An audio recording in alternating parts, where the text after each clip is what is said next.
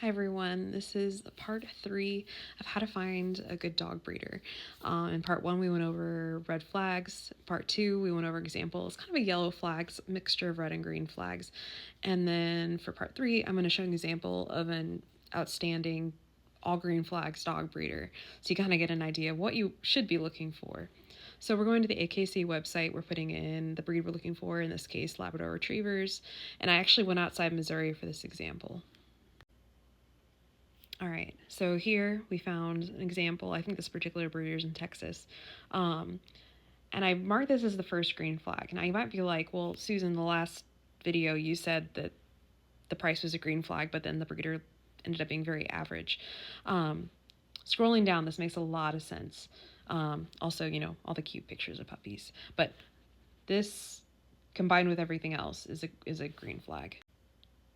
Okay, and this is starting to get where we're seeing all the green flags, and even behind my head, there's like more green flags. So especially this. So this is a breeder of merit. Breeder has earned a minimum of four dogs earning titles. This means that the breeder is enrolling their dogs in competitions. So they're showing their dog, they're doing agility, they're doing all this stuff. So this is really good. This means they're active in the community and they're actually making sure that their dog conforms to breed standards. Then you have this one where they're and they have to like apply to get these. They can't just put them on their profile. So they're committed to the health and well-being. They're active in the breed club. So that means that they're active in the Labrador community.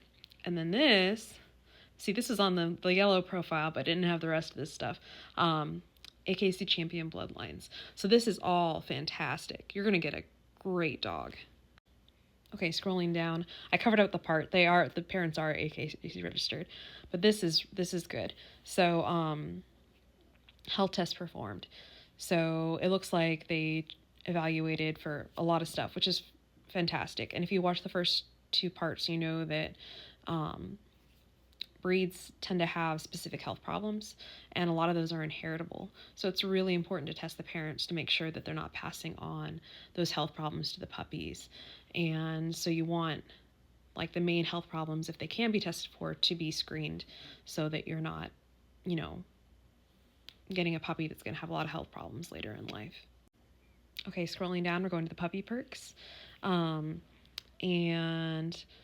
this is really good. This is really good.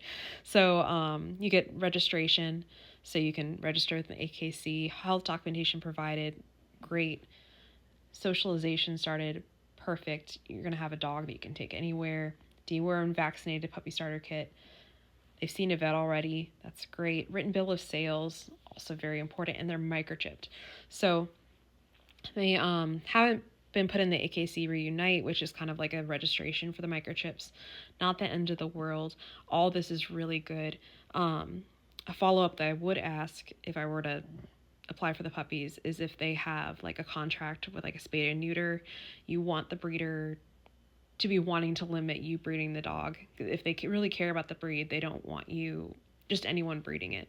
So they're going to require you to spay or neuter the dog, and most important, they'll take the puppy back under any circumstances. So if you can't keep the dog anymore, they don't want their dogs in a shelter. So I would ask that in addition to these.